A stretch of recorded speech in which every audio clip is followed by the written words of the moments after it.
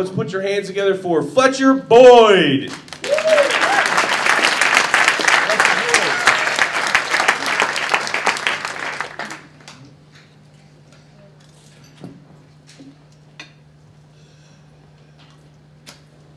What's going on, everybody? Yeah. Just got back from California. Great place that is. Man, I went out there, such a great time. Everybody's so happy and so laid back and high. Yeah, I said it, high. Y'all know weed is legal in California, right? Yeah. Mm-hmm. Yeah, they done went, they got nice weather, nice beaches, and not legal weed. Looks like I don't have to go to Jamaica anymore. But I learned a very important lesson out there, because when I got out there, I saw so many different types of weed you never could imagine. I was like a kid in a candy store. But I also learned you got to be careful when you smoke things with really crazy names to them. Found this stuff called some Life Changer. Ooh, man, that stuff was some Life Changer, all right. By the time I finished smoking that, I found out I lost my job, started habitually masturbating, and found myself in the Marine Corps. But I never forget that when I first got down to boot camp. Oh, I was 18, I was young, and I was just sitting there. I never forget the day the drill instructor walked up on me. Hey there, boy, wipe that fucking look off your face. Why are you smiling? Where are you from, boy? Pennsylvania, sir. Boy, nothing comes out of Pennsylvania but Quakers and queers, and you don't look like a fucking Quaker to me. But, what about that smile? You look all gay. Are you gay? Sir, no, sir.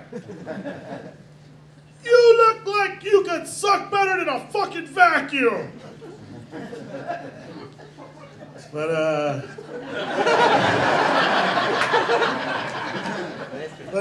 you know, after I finished boot camp, they told me I was going to a desert oasis. Yeah. We all know that desert oasis is Iraq, right? But when I got over there, I was all hyped up. I was young. I was ready to go. I was fresh out of boot camp. I was like Rambo. I had my guns in place. Where they at? Where they at? Let's go. That first bomb went off. I was like, ah! Woo! They're shooting real bombs? I didn't sign up for this.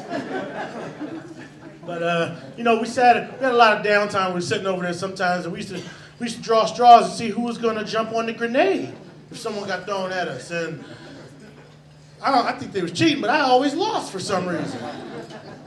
Yeah, I always thought it was good, though, that it wasn't as bad as the guy on the other side. Because, you know, when they draw straws to see who's going to wear the fucking bomb. But, couldn't do that. But I'm sure you guys have all heard about the don't ask, don't tell law they're trying to pass through Congress, right? All right. Let me tell you, as a vet, I feel like I have no problem with gays in the military. Actually, let me rephrase that. I have no problem with lesbians in the military. Never seen two lesbians mess up anything. But I've also figured out a way we can toughen up our military and save us some time and money. Instead of recruiting from the high schools and getting all these little scrawny kids, why don't we go to jail and get these thug niggas and all these degenerates and rapists. Put them all on an airplane, drop them right the hell off in the middle of Baghdad. Tell them, do what you do best.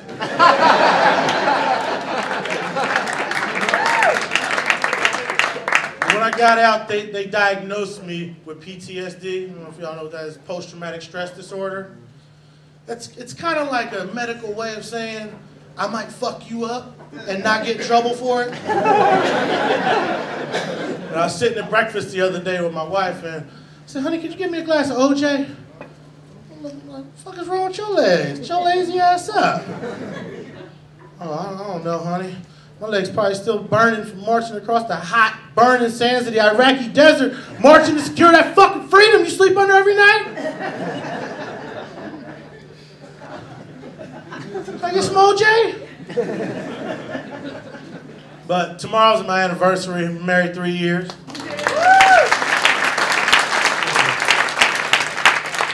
Yeah, I hear y'all clapping. I can tell a lot of y'all married too. But you know, after being married for a while, you gotta come up with things to keep things spicy, right? So, you know, I figured we make our little home movies, right? But then my wife wants to role play. She wanted me to be one of her favorite TV shows, so of course she likes True Blood. So she told me she wanted me to make love to her like a werewolf. I mean, I did the only thing I could think of. I went to the store and got a werewolf mask and went and tore her ass up. But then she talking about she want me to be a vampire. It's like, look, I had to draw the line when she talking about she want me to be Harry Potter. You got any parents out there tonight? Good. Y'all know where I'm coming from. I got 3 kids, and don't they get y'all into some embarrassing ass situations? Oh my gosh. I walked in on my 1-year-old shoving a bunch of movies into my PlayStation. So now this thing is broken and I gotta send this back to Sony. I get this thing back 3 weeks later with a handwritten letter from Sony talking about, "Dear Mr. Boyd, while Sony is a leader in DVD and gaming manufacturing, it cannot handle your filthy, cheesy, homemade movies. Especially not 3 of them at the same time. Please refrain from shoving all these movies into the PlayStation. P.S. We've made copies of your movie, and we now use it to show our new trainees what not to do with the PlayStation. P.P.S. Harry Potter? Really?" That's my time, guys. Y'all been great.